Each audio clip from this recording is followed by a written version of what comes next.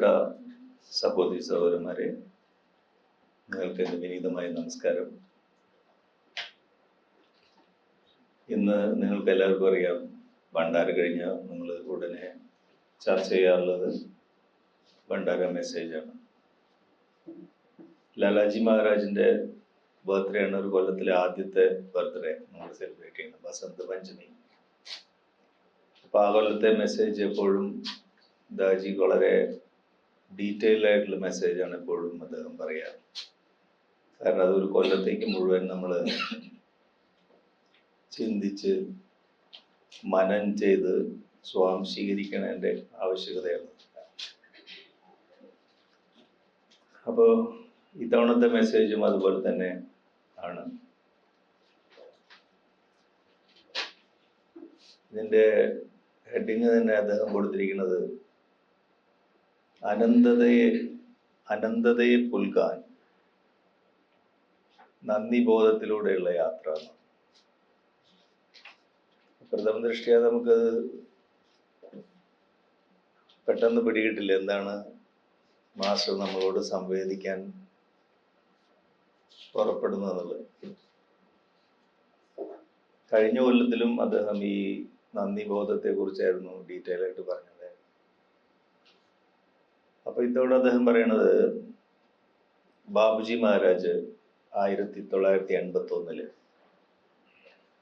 അദ്ദേഹത്തിന്റെ സൗത്ത് ആഫ്രിക്കയിലെ ടൂറൊക്കെ കഴിഞ്ഞ് അദ്ദേഹം തിരിച്ച് ഇന്ത്യയിലേക്ക് മടങ്ങാണ്. അപ്പോൾ എയർപോർട്ടിലേക്ക് പോകുന്നതിന് മുമ്പേ അദ്ദേഹം ഇരിക്കുന്നതിൻ്റെ ചുറ്റുമൊക്കെ അഭ്യാസികൾ കൂടിയിരിക്കണം.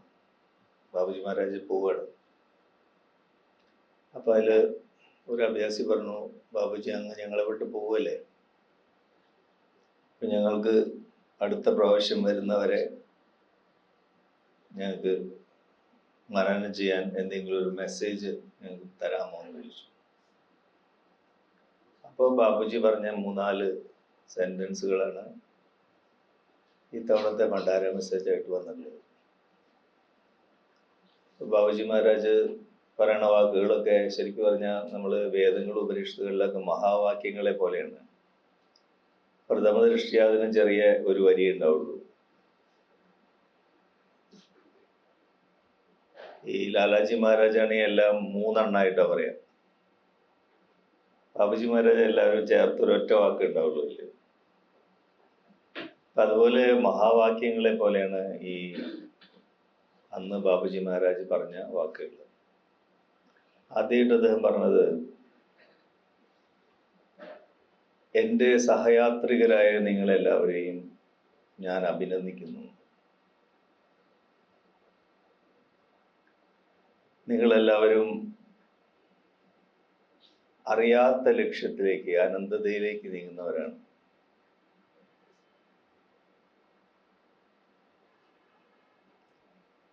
എല്ലാവരെയും സ്നേഹിക്കുന്ന അദ്ദേഹത്തെ സ്നേഹിക്കുക എന്നാണ് അടുത്ത വാചകം. ലക്ഷ്യം വിദൂരമല്ല,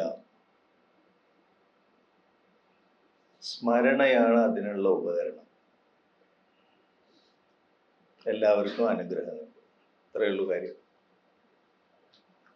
പ്രഥമ ദൃഷ്ടിയ നമുക്ക് വളരെ ലളിതമായിട്ട് തോന്നുമെങ്കിലും ദാജി ഈ മെസ്സേജിനെ വേദവാക്യങ്ങളെ പോലെ അതിനെ നമ്മൾ വിശദീകരിക്കുമ്പോഴാണ് അതിൻ്റെ അർത്ഥവ്യാപ്തി നമുക്ക് മനസ്സിലാവുക. ഇപ്പം ദാജി അതിലെ ഓരോ വാക്കുകളെയും വിശദീകരിക്കുകയാണ് അദ്ദേഹത്തിൻ്റെ പിന്നീടുള്ള ഈ മെസ്സേജിൽ.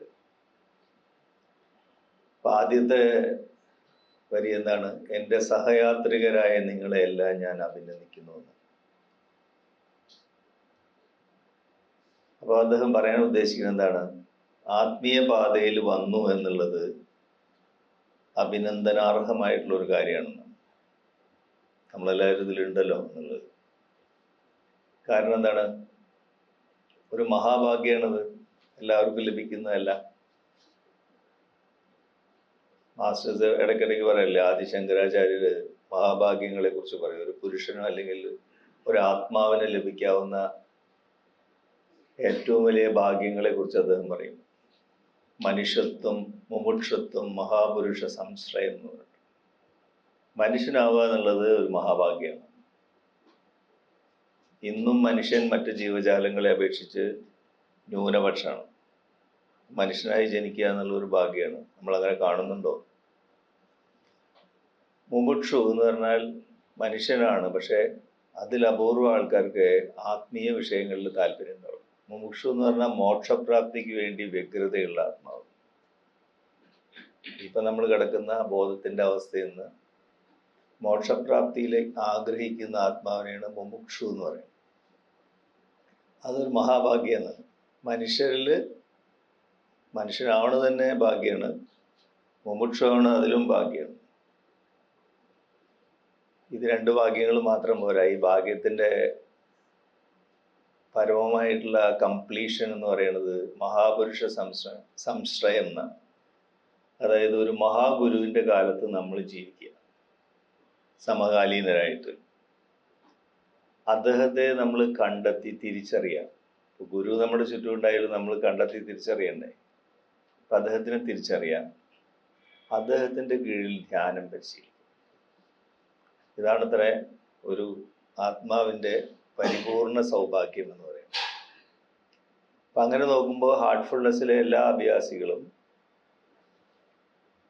ഈ സൗഭാഗ്യം കൊണ്ട് അനുഗ്രഹീതരാണ്, അല്ലേ? നമുക്കിതെല്ലാം ഉണ്ട്.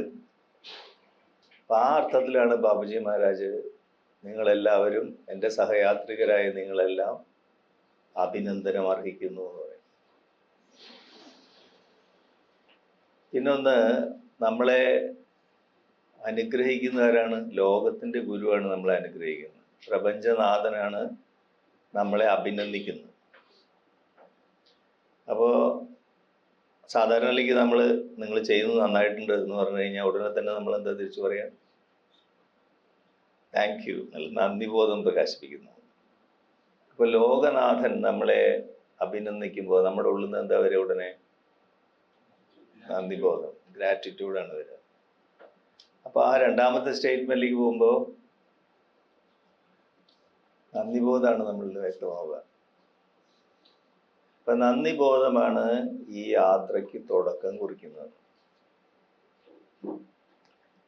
അപ്പോൾ നന്ദിബോധത്തെ കുറിച്ച് നമ്മൾ ഒരിക്കൽ ചർച്ച ചെയ്യേണ്ടതായിട്ട്, നന്ദിബോധം എന്ന് പറയുന്ന ഒരു ഗുണവിശേഷം ശാരീരികവും മാനസികവും ആത്മീയമായിട്ടുള്ള പുരോഗതിക്ക് അനിവാര്യമാണ്. ശാരീരികവും മാനസികവുമായിട്ടുള്ള നമ്മൾ ഒരിക്കൽ പറയേണ്ടായി, ദാജിദിന്റെ ഒരു പരീക്ഷണത്തെ കുറിച്ച് പറഞ്ഞിട്ടുണ്ട്. ഒരു എക്സ്പെരിമെന്റ്, ശാസ്ത്രീയമായിട്ടുള്ള പരീക്ഷണം. നന്ദിബോധം എങ്ങനെ നമ്മുടെ ശാരീരികവും മാനസികവുമായിട്ടുള്ള ആരോഗ്യത്തിനെ മെച്ചപ്പെടുത്തുന്നു. വളരെ ലളിതമായിട്ടുള്ള പരീക്ഷണമാണ്. ഒരു ഗ്രൂപ്പ് ആൾക്കാരെ സെലക്ട് ചെയ്തിട്ട് അവർക്ക് പലതരത്തിലുള്ള അസുഖങ്ങളൊക്കെ ഉണ്ട്, മധ്യവയസ്കരാണ്.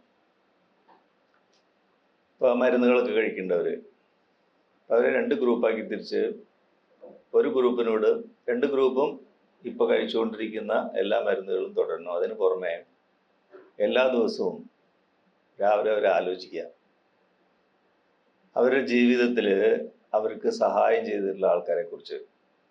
എന്നിട്ട് അവർക്ക് നന്ദി പ്രകാശിപ്പിക്കുന്ന ഒരു കത്ത് എഴുതുക, അത് പോസ്റ്റ് ചെയ്യുക. ഇതാണ് പണി. ഗ്രാറ്റിറ്റ്യൂഡ് ലെറ്റേഴ്സ് എഴുതുക എന്നുള്ളതാണ്. ഇത് ദിവസേന ചെയ്യാൻ പറഞ്ഞു, ഒരു 3 മാസം. ഇതാണ് ഒരു ഗ്രൂപ്പ് ചെയ്യേണ്ടത്. മറ്റേ ഗ്രൂപ്പ് സാധാരണ ചെയ്തുകൊണ്ടിരിക്കുന്നതൊക്കെ ചെയ്യുക, മരുന്നുകളൊക്കെ കഴിക്കുകയൊക്കെ ചെയ്യുക. 2 ഗ്രൂപ്പ്. 3 മാസം കഴിഞ്ഞപ്പോൾ ഈ ഗ്രൂപ്പുകളെ വിലയിരുത്തിയപ്പോൾ കണ്ടത് അത്ഭുതകരമായിട്ടുള്ള ചേഞ്ചാണ്. ഈ നന്ദിബോധം പ്രകാശിപ്പിക്കുന്ന കത്ത് എഴുതി പോസ്റ്റ് ചെയ്തിട്ടുള്ള ആളുകളിൽ അവർ മൊത്തത്തിലുള്ള ആരോഗ്യം മറ്റേ ഗ്രൂപ്പിനേക്കാൾ മെച്ചപ്പെട്ടു. അവരുടെ ബ്ലഡ് കെമിസ്ട്രി, ബ്ലഡിലെ ബ്ലഡ് പ്രഷർ, ഷുഗർ ഇതുണ്ടെങ്കിൽ അതിൻ്റെ ലെവല്, പിന്നെ അവരുടെ സൃഷ്ടിപരമായ കഴിവുകൾ, ബ്രെയിൻ്റെ ഫ്രണ്ട് സൈഡിൽ അത് EEG എടുത്താൽ അറിയാൻ പറ്റുക. കുറച്ചും കൂടി മെമ്മറി പവർ അവർ ഇമ്പ്രൂവ് ആയി. അങ്ങനെ മാനസികവും ശാരീരികവുമായിട്ടുള്ള എല്ലാ തരത്തിലുള്ള ഘടകങ്ങളും ഇംപ്രൂവ് ചെയ്തതായിട്ട് കണ്ടു. ഏത് ഗ്രൂപ്പിൽ? നന്ദി പ്രകാശിപ്പിക്കുന്ന കത്തുകൾ എഴുതി പോസ്റ്റ് ചെയ്തിട്ടുള്ളത്. അപ്പോൾ നന്ദിബോധം എന്നുള്ള ഒരു സംഗതി നമ്മുടെ ഹൃദയത്തിൽ വരുമ്പോഴേക്കും തന്നെ ശാരീരികവും മാനസികവുമായിട്ടുള്ള മെച്ചപ്പെടൽ, പുരോഗതി കാണിക്കുന്നുണ്ട്. തീർച്ചയായിട്ടും ആത്മീയതയിൽ അത് ഏറ്റവും വലിയ, ബാബുജി മഹാരാജ് പറയാം, ഹാർട്ട്ഫുൾനെസ്സിൽ ഒരേ ഒരു നന്ദികേട് മാത്രം, അല്ലെങ്കിൽ പാപം മാത്രമേ ഉള്ളൂ. അതെന്താണ്? നന്ദിയില്ലാത്ത അവസ്ഥയാണ് ഏറ്റവും വലിയ പാപം എന്ന് പറയുന്നത്. Ingratitude is the biggest sin. ഈ ഒരൊറ്റ സിന്നേ ഉള്ളൂ ഇതിൽ. അതായത് നമുക്ക് കിട്ടുന്ന അനുഗ്രഹങ്ങൾക്ക് നമ്മൾ തീരെ അതിനെ വില കൽപ്പിക്കാതിരിക്കുന്ന അവസ്ഥ. അപ്പോൾ ആത്മീയതയിൽ അതൊരു പാപം എന്ന് പറഞ്ഞാൽ അതർത്ഥം ശാരീരികവും മാനസികമായിട്ടുള്ള നമുക്ക് തെളിയിക്കാൻ പറ്റുന്ന കാര്യങ്ങൾ. അതാണ് നേരത്തെ പരീക്ഷണങ്ങൾ പറയുന്നത്. ആത്മീയമായിട്ടും അത് നമുക്ക് ഗുണകരമെന്ന് മാത്രമല്ല, ഓരോ സ്റ്റെപ്പിലും മറ്റൊരർത്ഥത്തിൽ ഈ നന്ദിബോധമാണ് നമുക്ക് ആത്മീയ പുരോഗതിക്കുള്ള ആക്കം കൂട്ടുന്നത്. മറ്റൊന്ന് എന്താണ്? നമ്മൾ എല്ലാവരും പരസ്പരം കണക്റ്റഡ് ആണെന്നുള്ളൊരു ബോധം അപ്പോഴാണ് നമുക്ക് ഉണ്ടാവുക. അത് കാരണം നമ്മളെല്ലാവരും പരസ്പരം സഹായിക്കുന്നവരെ ഒറ്റയ്ക്ക് നമുക്ക് നിൽക്കാൻ സാധ്യമല്ല. ഏത് ചെറിയ കാര്യം നമ്മുടെ ജീവിതത്തിൽ സംഭവിക്കണം നമ്മൾ നോക്കിക്കഴിഞ്ഞാൽ അറിയാം, ഒരുപാട് ആളുകളുടെ സഹായം അതിൻ്റെ പിന്നിലുണ്ടാവും. അപ്പോൾ നമ്മൾ പരസ്പരം ഇന്റർ കണക്റ്റഡ് ആണെന്നുള്ളൊരു ബോധം ഉണ്ടാവും നമ്മൾ നന്ദിബോധം വരുമ്പോൾ. മറ്റുള്ളവർ ചെയ്യുന്ന, ഇപ്പോൾ സാധാരണയിലേക്ക് മറ്റുള്ളവർ നമ്മൾക്ക് ചെയ്യുന്ന കാര്യങ്ങൾ മോശമാണെന്ന് തോന്നുന്ന കാര്യങ്ങൾ തന്നെ, മറ്റുള്ളവർ നമ്മളോട് തെറ്റ് ചെയ്യാന്ന് തോന്നുന്ന കാര്യങ്ങൾ തന്നെ ഹാർട്ട്ഫുൾനെസ്സിനെ സംബന്ധിച്ചിടത്തോളം നമുക്ക് അനുകൂലമായിരിക്കും. അത് കാരണം ബാബുജി മഹാരാജ് അങ്ങനെ ഒരു 10 മാക്സിംസിൽ ഒരു മാക്സിം തന്നെ പറയുന്നുണ്ട്. എന്താണ്? 7ാമത്തെ മാക്സിം, മറ്റുള്ളവർ ചെയ്യുന്ന തെറ്റിന് അവരോട് പ്രതികാരേച്ഛ പുലർത്താതിരിക്കുക എന്ന് പറയുന്നുണ്ട്. നന്ദിപൂർവം അവയെ ദിവ്യ പുരസ്കാരങ്ങളായി കാണാൻ പറയുന്നുണ്ട്. എന്തുകൊണ്ടാണ് ഹാർട്ട്ഫുൾനെസ്സിൽ അങ്ങനെ പറയാൻ കാരണം? സംസ്കാരങ്ങളുടെ സിദ്ധാന്തമാണത്. സംസ്കാരങ്ങൾ, നമ്മൾ ചിന്ത, പ്രവൃത്തി, അതിൻ്റെ ഫലം, അതിനെയാണ് സംസ്കാരങ്ങൾ എന്ന് പറയുന്നത്. ഇപ്പൊ സംസ്കാരങ്ങൾ നമ്മുടെ ഹൃദയത്തിൽ അടിഞ്ഞുകൂടിയിരിക്കുന്നു. പ്രകൃതി പരിശുദ്ധിയിലേക്ക് നയിക്കാൻ ആഗ്രഹിക്കുന്നു ആത്മാവിനെ. അപ്പോൾ സംസ്കാരങ്ങളുടെ വലയങ്ങൾ അതിന് ഭേദിക്കേണ്ടതുണ്ട്. അപ്പം അതിന് ആന്തരികമായിട്ടുള്ള ഒരു പ്രേരണ വരും, സംസ്കാരങ്ങളുടെ ഭോഗം അനുഭവിക്കാൻ. സംസ്കാരങ്ങളുടെ ഭോഗം സാധാരണയിലേക്ക് അനുഭവിക്കുക എങ്ങനെയാ വെച്ചാൽ, നമ്മുടെ ഈ 13 ചക്രങ്ങളിലും സംസ്കാരങ്ങളുടെ ഭോഗം നിറഞ്ഞ് ഓവർഫ്ലോ ആകുമ്പോഴാണ് സംസ്കാരങ്ങളുടെ ഭോഗം നമ്മൾ അനുഭവിക്കാൻ തുടങ്ങുന്നത്. അപ്പോൾ അത് ആന്തരികമാണ്, ഓവർഫ്ലോ. ചിലപ്പോൾ ഈ ആന്തരികമായിട്ടുള്ള പ്രേരണ മതിയാവില്ല. പെട്ടെന്ന് പ്രകൃതി നമ്മളെ പരിശുദ്ധിയിലേക്ക് കൊണ്ടുപോകണമെങ്കിൽ പ്രകൃതി തന്നെ പുറത്തുള്ള ഒരാളെ അതിന് നിയോഗിക്കും. അപ്പോൾ ആ ആളുടെ വാക്കുകളും പ്രവൃത്തികളാണ് ഈ സംസ്കാരങ്ങളെ ഭോഗം അനുഭവിക്കാൻ വേണ്ടിയിട്ടുള്ള പ്രേരണയായിട്ട് വരുന്നത്. അതുകൊണ്ടാണ് ബാബുജി മഹാരാജ് പറഞ്ഞത് മറ്റുള്ളവർ ചെയ്യുന്ന തെറ്റിന്, ഇത് വാസ്തവത്തിൽ യഥാർത്ഥത്തിൽ ഒരു ഫ്രണ്ടാണ്, അത് നമ്മളെ സഹായിക്കാൻ വരുന്ന ആളാണ്. അപ്പോൾ നമുക്ക് ബുദ്ധിമുട്ടുണ്ടാക്കുന്ന ആള് വാസ്തവത്തിൽ നമ്മുടെ യഥാർത്ഥ സുഹൃത്താണെന്ന് അർത്ഥം. അതുകൊണ്ടാണ് അതിനെ നന്ദിബോധത്തോടെ ദിവ്യ പുരസ്കാരമായിട്ട് കാണാൻ പറയുന്നത്. അപ്പം അതിനെ ആഴത്തിൽ നമ്മൾ അതിനെക്കുറിച്ച് ആലോചിച്ചാൽ നമുക്കത് വ്യക്തമാവുള്ളൂ. അപ്പോൾ നന്ദിബോധം എന്ന് പറയുന്നത് പരസ്പരം നമ്മൾ കണക്റ്റഡ് ആണെന്നുള്ള ബോധം നമ്മളിൽ ഉണ്ടാക്കും. ഈ കണക്റ്റഡ് ആയിരിക്കുന്ന സമയത്ത് മറ്റുള്ളവർ ചെയ്യുന്ന, നമുക്ക് തോന്നും ചിലപ്പോൾ മോശമായിട്ടുള്ളതാണെന്ന്, ചിലപ്പോൾ നമുക്ക് അനുകൂലമായിട്ടുള്ളതെന്ന് തോന്നും. രണ്ടും ഒരുപോലെ നമുക്ക് ഗുണകരമാണ്. അപ്പോൾ ബന്ധങ്ങൾ, നമ്മുടെ ചുറ്റുമുള്ള ആളുകളായിട്ടുള്ള എല്ലാ തരത്തിലുള്ള ബന്ധങ്ങളും നമ്മുടെ ആത്മീയ പുരോഗതിക്ക് അനുകൂലമാണ് എന്നുള്ളൊരു സന്ദേശമാണ് ബാബുജി മഹാരാജ് നമുക്ക് തരുന്നത് കൂടെ. പിന്നെ നന്ദിബോധം നമ്മുടെ ഉള്ളിലുണ്ടാകുമ്പോൾ അപ്പോൾ തന്നെ നമുക്ക് എന്താ ഉണ്ടാവുക? ഇപ്പോൾ ഒരാൾ നമ്മളെ അഭിനന്ദിച്ചു, നന്ദിബോധം കൊണ്ട് താങ്ക് യു എന്ന് പറഞ്ഞു, അപ്പോൾ തന്നെ അന്തരീക്ഷവും ശാന്തിയാവും, അല്ലേ? ശാന്തമായ അന്തരീക്ഷമാവും. നമ്മുടെ ഉള്ളിന് ഒരു സംതൃപ്തി തോന്നും. നന്ദിബോധം അഭിനന്ദനവും നമ്മളെ ഒരു സംതൃപ്തിയിലേക്ക് നയിക്കുന്നു, അല്ലേ? അപ്പോഴും നമ്മുടെ ഹൃദയത്തിനൊരു കണ്ടന്റ്മെന്റ് അല്ലെങ്കിൽ സംതൃപ്തി വരിക. അപ്പോൾ സംതൃപ്തിയും ശാന്തിയും ഈ നന്ദിബോധത്തിൻ്റെ ഫലമായിട്ട് നമ്മളിലുണ്ടാവണം. ശാന്തി എന്ന് പറഞ്ഞാൽ എന്താണ്? ആത്മചക്രത്തിൻ്റെ സ്വഭാവമാണ് അല്ലേ ശാന്തി, രണ്ടാമത്തെ ചക്രത്തിൻ്റെ. അപ്പോൾ അത് കാണിക്കുന്നത് നന്ദിബോധം എന്നുള്ള ഒരു മോട്ടീവ് ഫോഴ്സാണ് നമ്മളെ ഒന്നാമത്തെ പോയിന്റിൽ നിന്ന് രണ്ടാമത്തെ പോയിന്റിലേക്ക് നമ്മളെ നയിക്കുന്നതാണ്. ഒന്നാമത്തെ പോയിന്റ് എന്താ? സംതൃപ്തിയാണ്. സംതൃപ്തി നന്ദിബോധത്തിൽ നിന്നും അഭിനന്ദനത്തിൽ ഉണ്ടാവുന്നതാണ്. അത് നമ്മളെ ശാന്തിയിലേക്ക് നയിക്കുന്നു പറഞ്ഞാൽ രണ്ടാമത്തെ ചക്രത്തിലേക്കുള്ള ഒരു പുഷാണ്. ഈ ആദ്യത്തെ ഈ ഒരു സ്റ്റേറ്റ്മെന്റിന് എത്ര മഹത്തായ അർത്ഥം, അതുകൊണ്ട് അത് മഹാവാക്യം എന്ന് പറയുന്നത്. ബാബുജി മഹാരാജ് പറഞ്ഞത് എന്താണ്? എൻ്റെ സഹയാത്രികരായ നിങ്ങളെല്ലാം ഞാൻ അഭിനന്ദിക്കുന്നു. ഈ ഒരൊറ്റ സ്റ്റേറ്റ്മെന്റിന് ദാജി പറഞ്ഞിട്ടുള്ള വിശദീകരണങ്ങൾ. അപ്പോൾ ആത്മീയ യാത്രയുടെ ഓരോ സ്റ്റേജുകളെ കുറിച്ചാണ് ഈ മെസ്സേജിൽ വ്യക്തമാക്കുന്നത്. ഇനി അടുത്ത ബാബുജി മഹാരാജിന്റെ പ്രസ്താവന എന്താണ്?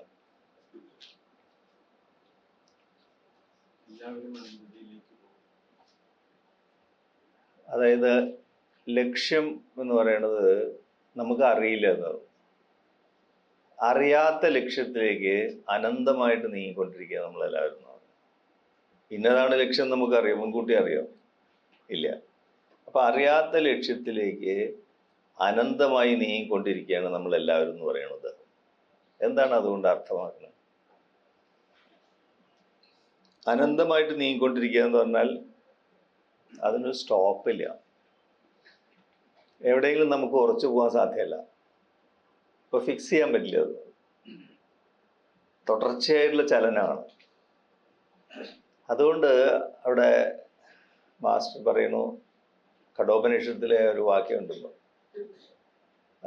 വിവേകാനന്ദ സ്വാമികൾ ആവർത്തിക്കുന്നു, ഉത്തിഷ്ഠത ജാഗ്രത പ്രാപ്യവരാൻ നിബോധത. ഉണരൂ, എഴുന്നേൽക്കൂ, ലക്ഷ്യത്തിലെത്തുന്നതുവരെ വിശ്രമിക്കാതിരിക്കും.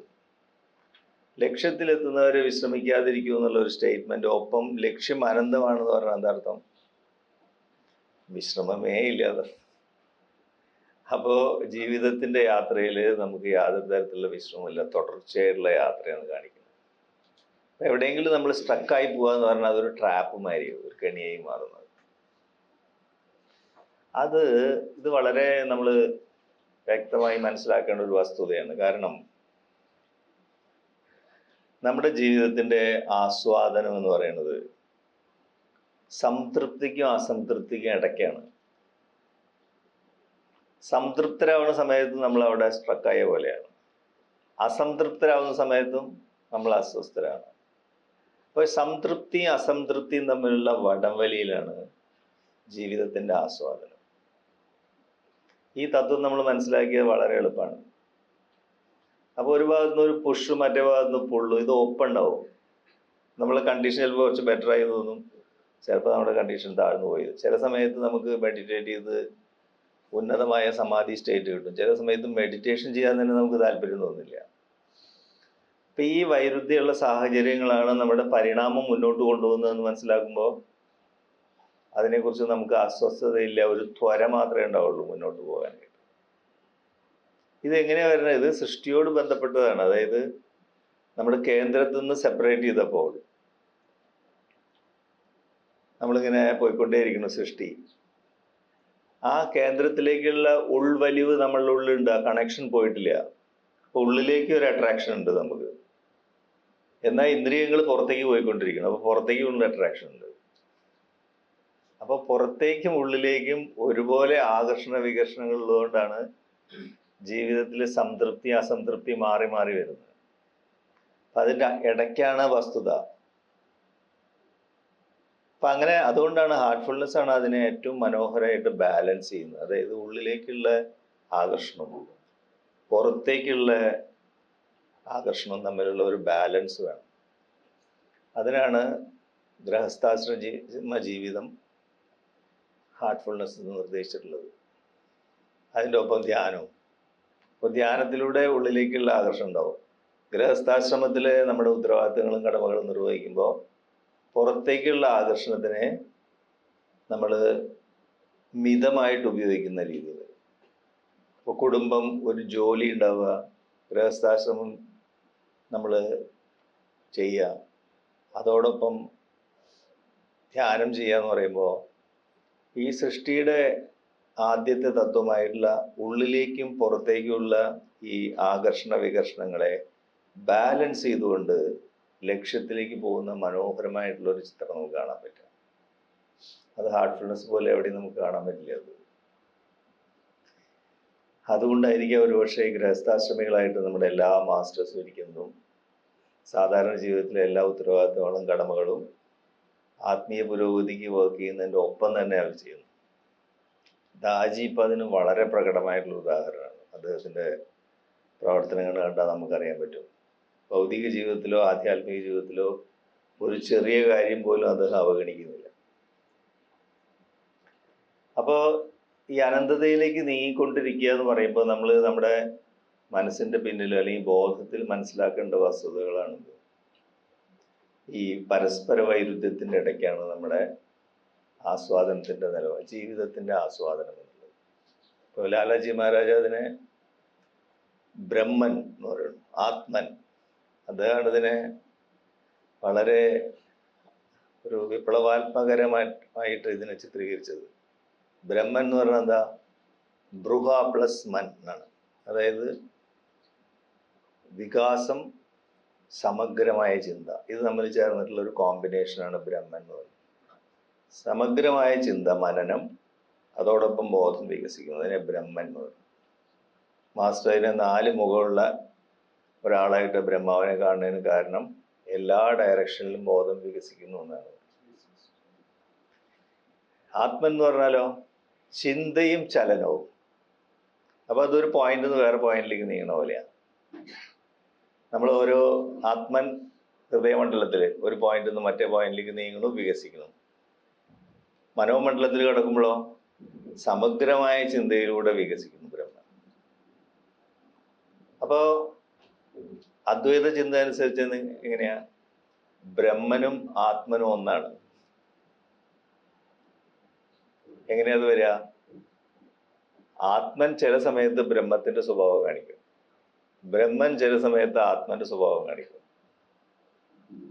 നമ്മുടെ സാഹചര്യങ്ങളിലെ ശീലവിധേയത്വം കൊണ്ടാണ്. ഇപ്പൊ ആത്മൻ ചുറ്റുള്ള കാര്യങ്ങളുടെ എല്ലാ തരത്തിലുള്ള ശീലവിധേയത്വങ്ങളും മുദ്രകളും സംസ്കാരങ്ങളും ഉൾക്കൊള്ളുകയാണെങ്കിൽ ബ്രഹ്മൻ തന്നെ ആത്മന്റെ മാതിരി ഉണ്ടാവുക.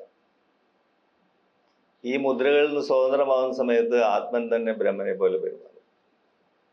ഇതാണ് ഈ പരസ്പര വൈരുദ്ധ്യം എന്ന് പറയുന്നത്.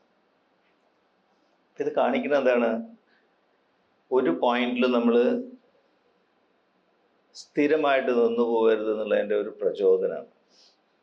പലപ്പോഴും നമുക്കൊരു അവസ്ഥ നല്ല സുഖകരമായിട്ടുള്ള അവസ്ഥയാണെങ്കിൽ അതിൽ തുടരാൻ തോന്നുന്നു. അതിനാണ് ജഡത്വം എന്ന് പറയാം, ഇനർഷ്യ. അപ്പോൾ ഈ ജഡത്വ നിയമം ആത്മീയതയിൽ അംഗീകരിക്കാത്തൊരു നിയമമാണ്. അപ്പോൾ അത് തുടർച്ചയായിട്ടുള്ള പുരോഗതിയുടെ ഒരു ഗ്രാഫ് നമുക്ക് കാണാൻ കഴിയും. അപ്പോൾ ശാരീരികവും മാനസികം, വൈകാരികം അല്ലെങ്കിൽ ആത്മീയം, ഈ ഏത് മേഖലയിലായാലും നമ്മൾ ഏതെങ്കിലും ഒരു സ്ഥലത്ത് നമ്മൾ സ്ഥിരമായി പോണ സമയത്ത് നമ്മുടെ പുരോഗതി അവിടെ നിന്നു പോവുകയാണ്. അപ്പോൾ പ്രകൃതിയിലൊക്കെ നോക്കിയാൽ നമുക്ക് കാണാൻ കഴിയും. ഇപ്പോൾ ഒരു മരം വന്നു, അതിന് പുഷ്പിച്ചു, ആ പുഷ്പത്തിൻ്റെ സുഗന്ധം കുറച്ച് കഴിയുമ്പോഴേക്കും പൂവ് കൊഴിഞ്ഞു വീഴും. പൂവ് കൊഴിഞ്ഞു വീഴുമ്പോൾ അതിൻ്റെ ഉള്ളിൽ കായ ഉണ്ടാവും. നമ്മൾ എനിക്ക് പൂവ് എത്ര മനോഹരമായിരുന്നു, കായ നല്ല ഹാർഡായിട്ടുള്ളത്. താഴെ വീണ് അത് മുളയ്ക്കും, മറ്റൊരു ചെടി വരും, അതിന് വീണ്ടും പുഷ്പങ്ങൾ. ഇങ്ങനെ തുടർച്ചയായിട്ടുള്ള ഒരു അനന്തതയുടെ ഒരു ചിത്രം നമുക്ക് പ്രകൃതിയിൽ നോക്കിക്കഴിഞ്ഞാൽ കാണാൻ പറ്റും. അപ്പൊ ഈ അനന്തമായ യാത്രയിൽ നമുക്ക് എന്താ വേണ്ടത്? അസാധ്യമായ ധൈര്യം വേണം ഈ പാതയിൽ മുന്നോട്ടാൻ. അപ്പൊ ധൈര്യം അനിവാര്യമാണ്. അപ്പൊ ആത്മീയ പാത എന്ന് പറയുന്നത് ധൈര്യശാലികൾക്കുള്ള പാതയാണ്. 4ാമത്തെ പോയിന്റിലാണ് അത് നമുക്കറിയപ്പെടുന്നത്, ധൈര്യം നമുക്ക് ഫീൽ ചെയ്യാം.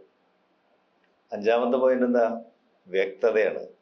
ലക്ഷ്യത്തെക്കുറിച്ച് കൃത്യമായ വ്യക്തത നമുക്കുണ്ടായിരിക്കണം. അസലും ഒരു ധൈര്യം എന്ന് പറയുന്നത് അതാണ്. ലക്ഷ്യത്തെക്കുറിച്ചുള്ള ബോധവും ലക്ഷ്യത്തിലേക്ക് നീങ്ങാനുള്ള അസ്ഥായിയായിട്ടുള്ള ഒരു മനോഭാവമാണ് ധൈര്യം എന്ന് പറയുന്നത്. നമ്മൾ താരതമ്യേന ഭൗതിക ജീവിതത്തിൽ കാണുന്ന ധൈര്യമല്ല അത്. അപ്പൊ ധൈര്യം, ലക്ഷ്യത്തെക്കുറിച്ചുള്ള വ്യക്തത, പിന്നെയോ അത് 5. 6-ാമത്തേക്ക് കടക്കുമ്പോഴേക്കും നമ്മൾ മനോമണ്ഡലത്തിലെത്തും. അവിടെ ഈശ്വരനും ഞാനും തമ്മിലുള്ള വൈരുദ്ധ്യമാണ്. ആ മേഖലയിൽ കൂടെ കടന്നു പോകാനുള്ള നമ്മുടെ ഊർജം. അപ്പോഴാണ് ഗുരുവിലുള്ള വിശ്വാസം, സാധനയിലുള്ള വിശ്വാസം വരുന്നത്. മനോമണ്ഡലത്തിലെത്തുമ്പോൾ അത് കൂടുതൽ പ്രകടമാവുക. കാരണം എന്താ, മറ്റു വൈരുദ്ധ്യങ്ങളൊക്കെ താരതമ്യേന അവസാനിച്ചു. പിന്നെ നമ്മൾ നേരിടുന്നത് അഹം എന്നുള്ള ഭാവത്തിനെയാണ്. അവിടെയാണ് നമുക്ക് ഗുരുവിലുള്ള വിശ്വാസം, സാധനയിലുള്ള വിശ്വാസം വരുന്നത്. ഈ വിശ്വാസം എന്ന് പറയുന്നത് ഹാർട്ട്ഫുൾനെസ്സിനെ സംബന്ധിച്ചിടത്തോളം അന്ധമായ വിശ്വാസമല്ല, പിന്നെയോ അനുഭവത്തിൻ്റെ അടിസ്ഥാനത്തിലാണ് സാധനയിൽ നമുക്ക് വിശ്വാസം വരുന്നത്. ഹൃദയത്തിലെ ദിവ്യ സാന്നിധ്യം എന്ന് പറഞ്ഞ് നമ്മൾ ധ്യാനിച്ചു. ദിവ്യത്വത്തിൻ്റെ അനുഭവം നമുക്ക് സമാധിയായിട്ട് കിട്ടി. അപ്പോഴാണ് ഈ ചിന്ത അല്ലെങ്കിൽ ഈ വിശ്വാസം ബോധ്യമാണ് നമുക്ക്. അപ്പോൾ അനുഭവത്തിൻ്റെ അടിസ്ഥാനത്തിൽ സാധനയിൽ നമുക്ക് ബോധ്യം വരണം. അതവിടെ അനിവാര്യമാണ്. അതോടൊപ്പം നമ്മുടെ ആന്തരികമായിട്ട് നമുക്കൊരു കപ്പാസിറ്റി ഉണ്ട് എന്തിന്, ലക്ഷ്യപ്രാപ്തിക്ക് എന്നുള്ളത്. നമുക്ക് ആ വിശ്വാസം നമുക്ക് വേണം. അതാ പലപ്പോഴും നമുക്കില്ലാത്തത്. എൻ്റെ ആന്തരികമായിട്ട് എനിക്കൊരു കപ്പാസിറ്റി ഉണ്ട്. ആ കപ്പാസിറ്റി എന്തിനാ, ഈശ്വര സാക്ഷാത്കാരത്തിന് അതിനുള്ള കപ്പാസിറ്റി ഉണ്ട് നമ്മുടെ ഉള്ളിൽ, ഓരോരുത്തരുടെ ഉള്ളിലും എന്നുള്ളത് സാധനയിലൂടെ നമുക്ക് ബോധ്യമാവണം. അപ്പോഴാണ് മാസ്റ്ററിലും സാധനയിലും നമുക്ക് വിശ്വാസം വരിക. ആ വിശ്വാസം അന്ധമല്ല, അനുഭവവേദ്യമാണെന്ന്. അപ്പോൾ ഇത്തരം കാര്യങ്ങളൊക്കെയാണ് ഈ ഒരൊറ്റ സ്റ്റേറ്റ്മെന്റിൽ ബാബുജി മഹാരാജ് പറയുന്നത്. എന്താണ്, അറിയാത്ത ലക്ഷ്യത്തിലേക്ക് നിങ്ങൾ നീങ്ങിക്കൊണ്ടിരിക്കുന്നു, അനന്തതയിലേക്ക്. അപ്പോൾ ആലോചിച്ച് നോക്കുക ആ മഹാവാക്യത്തിന് എത്രമാത്രം.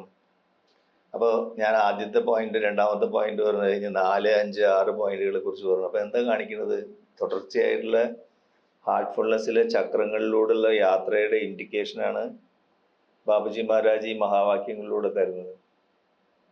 അപ്പം അത് നമുക്ക് പറഞ്ഞു തരാൻ മറ്റൊരു മഹാഗുരുവിൻ്റെ അനിവാര്യത ഉണ്ട് അല്ലേ. നമ്മളിത് 1981 പറഞ്ഞിട്ടുള്ളതാണെന്ന് പറഞ്ഞാൽ പലരും വായിച്ചിട്ടുണ്ടാവും ഇതൊക്കെ. പക്ഷേ ആ മഹാവാക്യത്തിൻ്റെ ആന്തരിക അർത്ഥം നമുക്ക് മനസ്സിലാവുക മറ്റൊരു മഹാഗുരു നമുക്കത് വിശദീകരിച്ച് തരേണ്ട ആവശ്യകതയുണ്ട്. അതാണ് രണ്ടാമത്തെ സ്റ്റേറ്റ്മെന്റ്. മൂന്നാമത്തെ സ്റ്റേറ്റ്മെന്റിലേക്ക് വന്നത്, മൂന്നാമത് അദ്ദേഹം എന്താ പറഞ്ഞത്, എല്ലാവരെയും സ്നേഹിക്കുന്ന അദ്ദേഹത്തെ സ്നേഹിക്കുന്നു. അടുത്ത സ്റ്റെപ്പ്. അപ്പൊ സ്നേഹത്തെ കുറിച്ചാണ് പറയുന്നത്. സ്നേഹിക്കാനുള്ള ഉപകരണം എന്താണ്, നമ്മുടെ ഹൃദയമാണ്. എങ്ങനെയാണ് ഹാർട്ട്ഫുൾനെസ്സിൽ നമ്മൾ സ്നേഹം ഉണ്ടാവുന്നത്? തുടക്കത്തിൽ ധ്യാനമാണ് അല്ലേ. ധ്യാനത്തിൽ നമ്മുടെ ലക്ഷ്യത്തിലേക്ക് നമ്മുടെ ഹൃദയത്തിൽ നമ്മൾ സങ്കല്പിക്കണം. അങ്ങനെ അനുഭവം ഉണ്ടാവുന്ന സമയത്ത് ഒരു ആന്തരിക നില നമുക്ക് കിട്ടുന്നു ധ്യാനത്തിലൂടെ.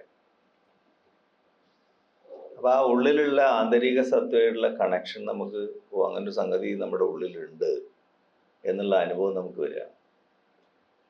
അപ്പൊ ധ്യാനവും ആരാണ് ഈ കണ്ടീഷൻ നമുക്ക് തന്നത്? അത് സംപ്രേഷണം കൊണ്ടാണ് സാധ്യമായത് നമുക്ക് ബോധ്യമാകും. അപ്പൊ ആ സംപ്രേഷണത്തിന്റെ ഉടമ ആരാണ്? അതാണ് മാസ്റ്റർ എന്ന് മനസ്സിലാവും.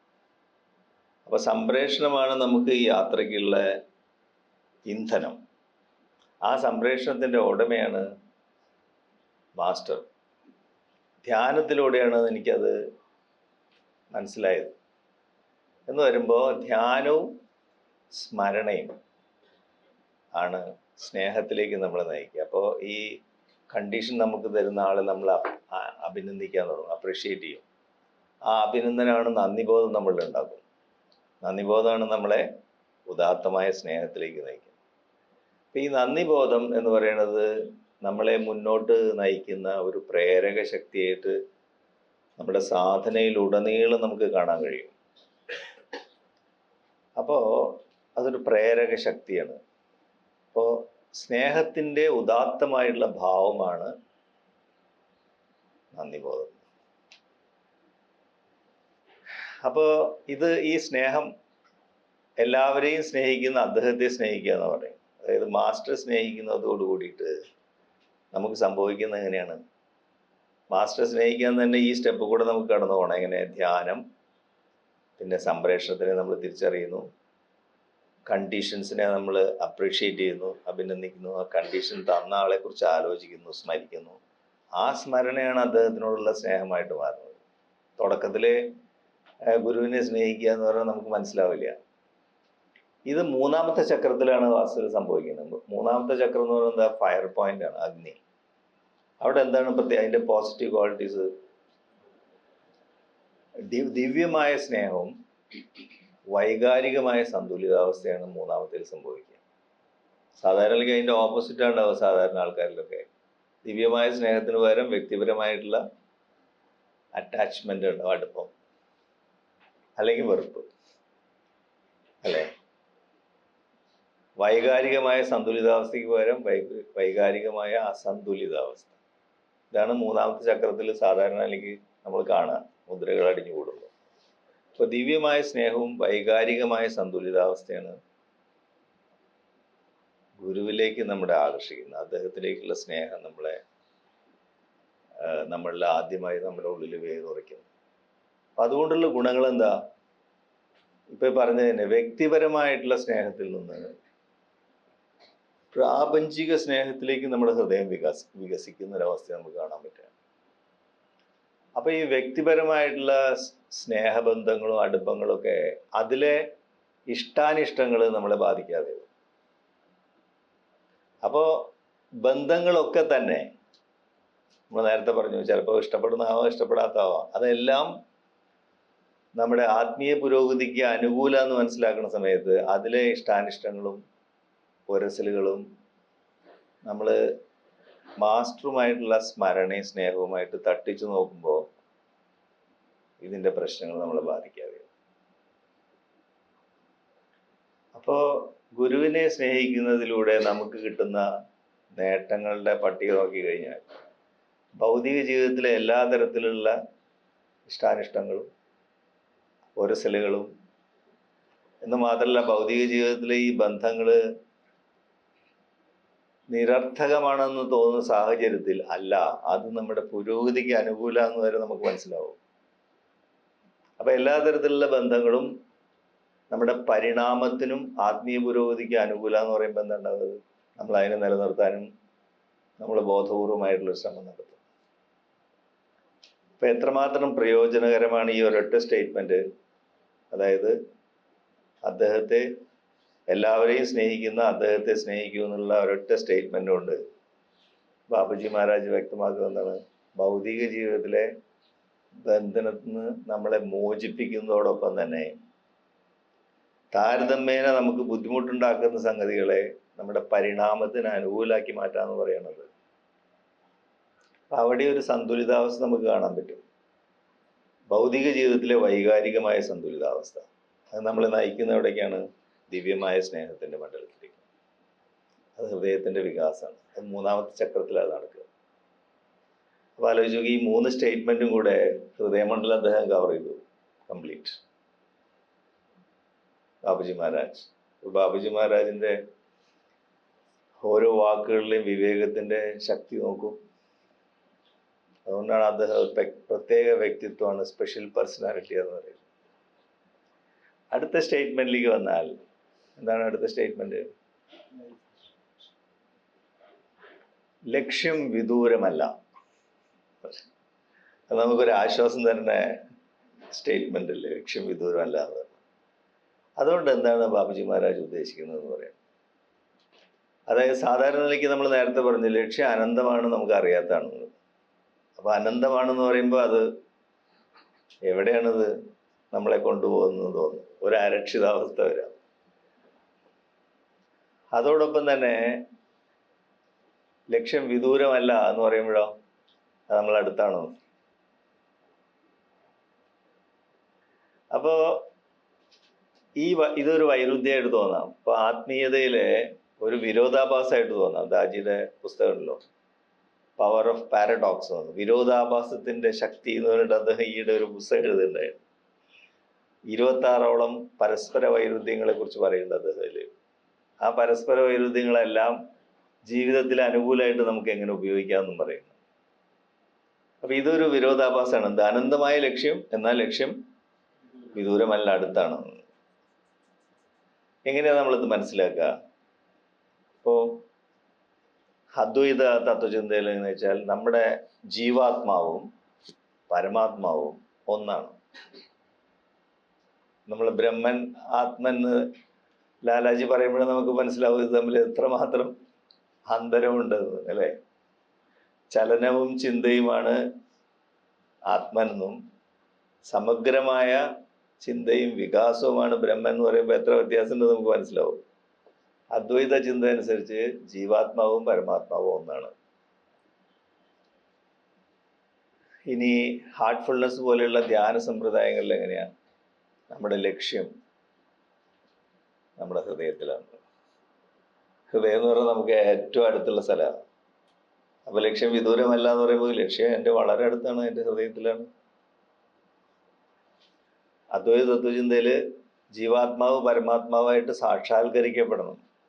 സാക്ഷാത്കാരത്തിനെ കുറിച്ച് പറയുന്നത് ഏത് നിമിഷവും സംഭവിക്കാമെന്ന്. അപ്പോൾ ഒന്ന് അനന്തതയെ കാണിക്കുന്നു, മറ്റൊന്ന് ലക്ഷ്യം എൻ്റെ ഹൃദയത്തിൽ തന്നെയാണ് കാണിക്കുന്നത്. ഈ രണ്ട് വൈരുദ്ധ്യങ്ങൾ വരുമ്പോൾ നമുക്ക് എന്താ തോന്നുക? സമയം എന്നുള്ള ആ ഐഡിയ നമ്മുടെ ഉള്ളിൽ നിന്ന് പോകും. അതായത് ഒരു സമയപരിധിയിലാണോ ലക്ഷ്യപ്രാപ്തി നേടുന്നത് വെച്ചാൽ അല്ല, ഏത് നിമിഷവും സാക്ഷാത്കാരത്തിനുള്ള പൊട്ടൻഷ്യൽ അല്ലെങ്കിൽ വീര്യം നമ്മുടെ ജീവിതത്തിലുണ്ട്. അപ്പോൾ സമയത്തു നിന്ന് നമ്മളെ മോചിപ്പിക്കുന്ന തരത്തിലുള്ള ഒരു പ്രസ്താവനയാണ് ബാബുജി മഹാരാജ് നടത്തിയിരിക്കുന്നത്. എന്താണ്? ലക്ഷ്യം വിദൂരമല്ല. ഇപ്പൊ ലക്ഷ്യം വിദൂരമല്ല എന്നുള്ള മഹാവാക്യത്തിലൂടെ അദ്ദേഹം സമയത്തിന്റെ ബന്ധനത്തിൽ നിന്ന് നമ്മളെ മോചിപ്പിക്കുക. ഭഗവാൻ ശ്രീകൃഷ്ണൻ പറഞ്ഞ പോലെ കാലോസ്മി ലോകക്ഷേ കൃത്പവർത്ത, ഞാൻ അനന്തമായ കാലമാകുന്നു ഞാൻ. അങ്ങനെയുള്ള എനിക്ക് നിന്റെ ഈ 60 വർഷം 70 വർഷമൊക്കെ കൈകാര്യം ചെയ്യാൻ നല്ലോണം അറിയാം അർജുന. പക്ഷെ നീ ആ കാലം നീ എനിക്ക് അടിയറ വയ്ക്കണം എന്ന് പറയാം. അപ്പൊ സമർപ്പണത്തിലേക്കാണ് അത് വിരൽ ചൂണ്ടുന്നത്. സമയത്തിന്റെ പരിധിയിൽ നിന്ന് പുറത്തു വരാൻ. ഇപ്പൊ നീ എനിക്ക് സമർപ്പിക്കുകയാണെങ്കിൽ നിനക്കും പറയാൻ കഴിയുന്നത് കാലോസ്മി എന്ന്, ഞാൻ കാലമാകുന്നു. അപ്പോൾ അത്തരം ഒരു അർത്ഥവ്യാപ്തിയാണ് ഈ സ്റ്റേറ്റ്മെന്റിന് ബാബുജി മഹാരാജ് ഉദ്ദേശിച്ചിട്ടുള്ളത്. അടുത്ത സ്റ്റേറ്റ്മെന്റ് എന്താ? ലക്ഷ്യം വിദൂരമല്ല, പിന്നെ സ്മരണയാണ് അതിനുള്ള ഉപകരണം. നിരന്തര സ്മരണയാണ് അതിനുള്ള ഉപകരണം. നമുക്കറിയാം ഹാർട്ട്ഫുൾനെസ്സിലെ ഏറ്റവും വലിയ മഹാവാക്യാണത്. എന്ത്?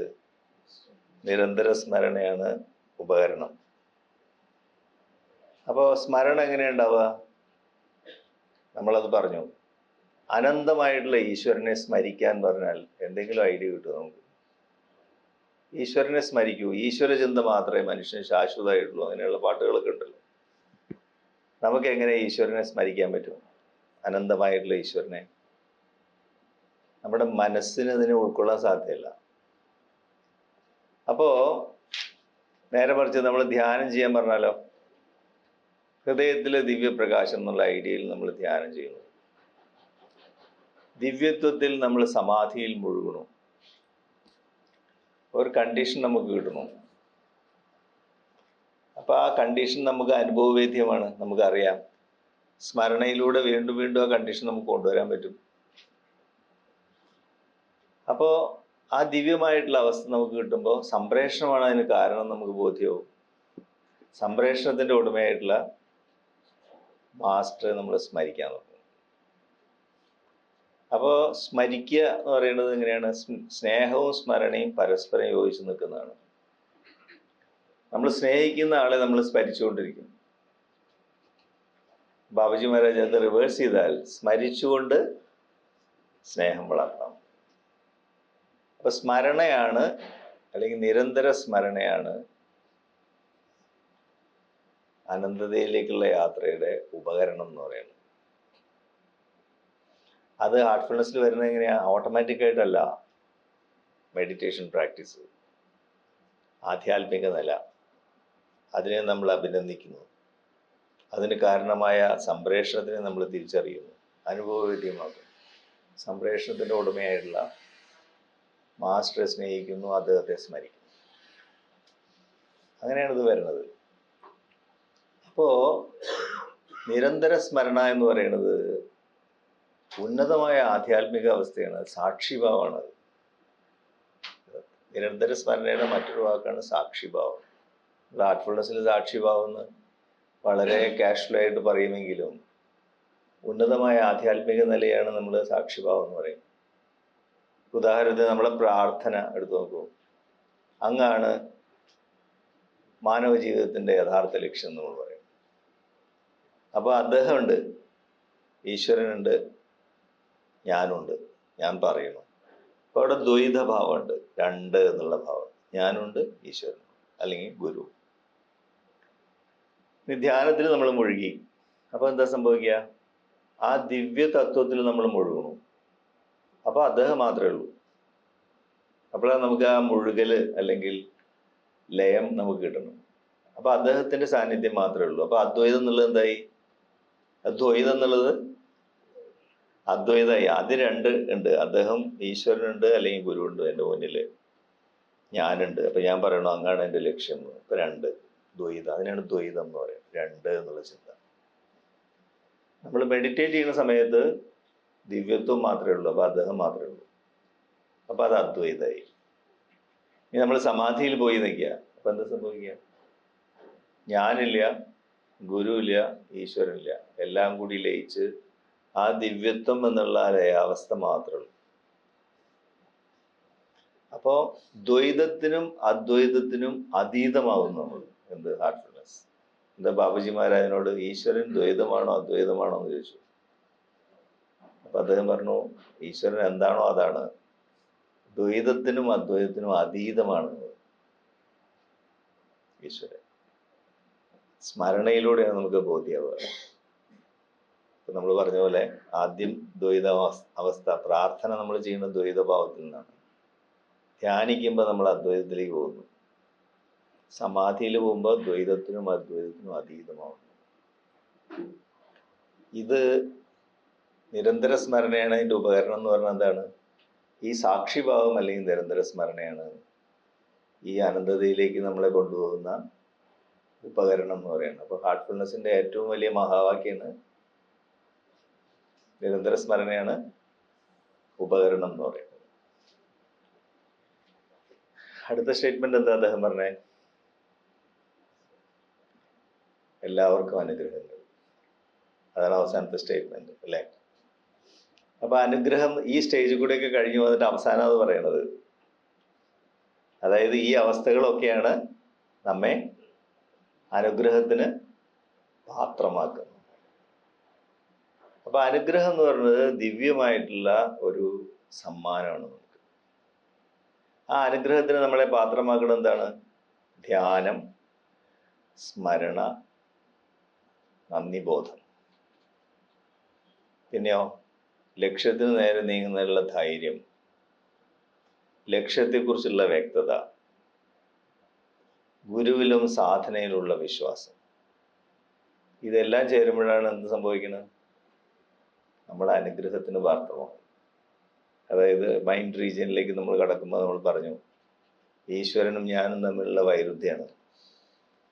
അവിടെ 6, 7, 8, 9ാമത്തെ ചക്രത്തിലെത്തുമ്പോഴാണ് പ്രപന്ന എന്നുള്ള ശരണാഗതി ഭാവം നമുക്ക് വരുന്നത്. അപ്പോഴാണ് ഈ അനുഗ്രഹത്തിൻ്റെ ഒഴുക്ക്. പിന്നീടെല്ലാം ദിവ്യമായ മണ്ഡലങ്ങളാണ്, 10, 11, 12 ഒക്കെ. അതൊക്കെ ഗുരുവിൻ്റെ അനുഗ്രഹം കൊണ്ട് നമ്മൾ മുന്നേറുകയാണ്.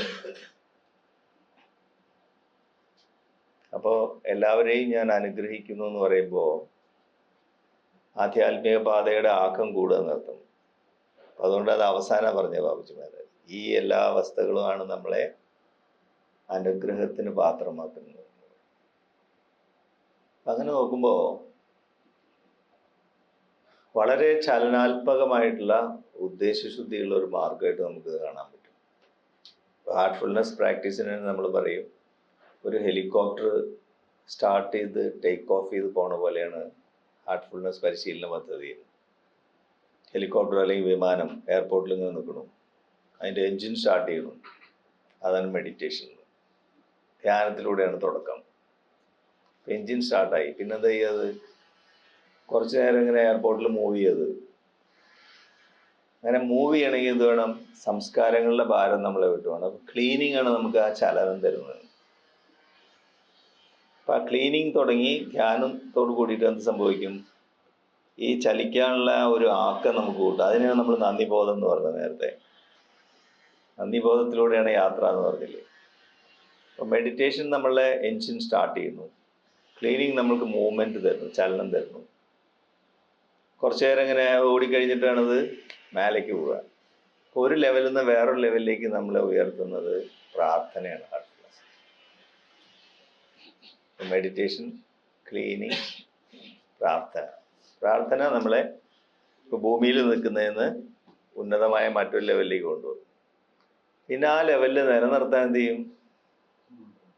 നിരന്തര സ്മരണ. ഇപ്പോൾ മെഡിറ്റേഷൻ, ക്ലീനിങ്, പ്രയർ, നിരന്തര സ്മരണ തുടർച്ചയായിട്ടുള്ള ആധ്യാത്മിക യാത്രയെ ഉറപ്പുവരുത്തുന്നത്. ആ അവസ്ഥയിലാണ് നമ്മൾ അനുഗ്രഹത്തിന് പാത്രമാവുന്നത്. അപ്പം ആ അനുഗ്രഹത്തിന് പാത്രമാവുന്ന സ്റ്റേജുകളെ കുറിച്ചാണ് പറഞ്ഞത്. ധ്യാനം, സ്മരണ, നന്ദിബോധം, അസാധ്യമായ ധൈര്യം ഈ പാതയിൽ മുന്നേറാൻ, ഗുരുവിലും സാധനയിലുള്ള വിശ്വാസം, സമർപ്പണം. വളരെ ചലനാത്മകമായിട്ടുള്ള ഒരു മാർഗമാണ് നമുക്ക് കാണാം. ഇതൊക്കെ എവിടെ നടക്കണം? നമ്മുടെ ഹൃദയത്തിൽ. അപ്പോൾ ഹൃദയം എന്ന് പറഞ്ഞാൽ നമുക്ക് ഡയറക്ഷൻ തരുന്ന ഒരു കോമ്പസ് മാതിരിയാണ്. അതോടൊപ്പം തന്നെ പരസ്പര വൈരുദ്ധ്യങ്ങളുടെ ഒരു യുദ്ധഭൂമിയും കൂടിയാണ്. രണ്ടും ഒരുമിച്ച ഒരു വടക്കു നോക്കി യന്ത്രമാണ്, അതേസമയം തന്നെ വൈരുദ്ധ്യങ്ങളുടെ യുദ്ധഭൂമിയും കൂടിയാണ് മനുഷ്യൻ്റെ ഹൃദയം. അവിടെയാണ് നമ്മുടെ ലക്ഷ്യപ്രാപ്തി, എല്ലാ നേട്ടങ്ങളും അവിടെയുള്ളത്. അതുകൊണ്ട് തന്നെ ഒരിക്കലും നമ്മൾ സ്റ്റോപ്പ് ചെയ്യരുത്. ചില സമയത്ത് നമുക്ക് ആധ്യാത്മിക സാധന വളരെ ആസ്വാദ്യകരമായിരിക്കും, ചില സമയത്ത് വളരെ ശ്രമകരമായിരിക്കും, വളരെ ബുദ്ധിമുട്ടുകളായിട്ട് തോന്നും. ഒരേ സമയം ബുദ്ധിമുട്ടാണ്, ശ്രമകരമാണ്, ആസ്വാദ്യകരമാണ്. ആ വൈരുദ്ധ്യത്തിനിടയ്ക്കാണ് പരിണാമത്തിൻ്റെ മുന്നോട്ടും പിന്നോട്ടുമുള്ള ഗതി. ഇങ്ങനെയാണ് അത് പോയിക്കൊണ്ടിരിക്കുന്നത്. പുഷ് ആൻഡ് പുള്ളാണത്. അപ്പോൾ ഈ ചലനാത്മകതയ്ക്ക് ഏറ്റവും വലിയ ഉദാഹരണം പറയാണ് ഭഗവാൻ ശ്രീകൃഷ്ണൻ പറയുന്നുണ്ട്, എനിക്ക് ഈ കർമ്മത്തിൻ്റെ ബന്ധനങ്ങളൊന്നും തന്നെ ഇല്ല. പക്ഷെ ഒരു നിമിഷം പോലും ഞാൻ കർമ്മം ചെയ്യാതിരിക്കുന്നില്ല.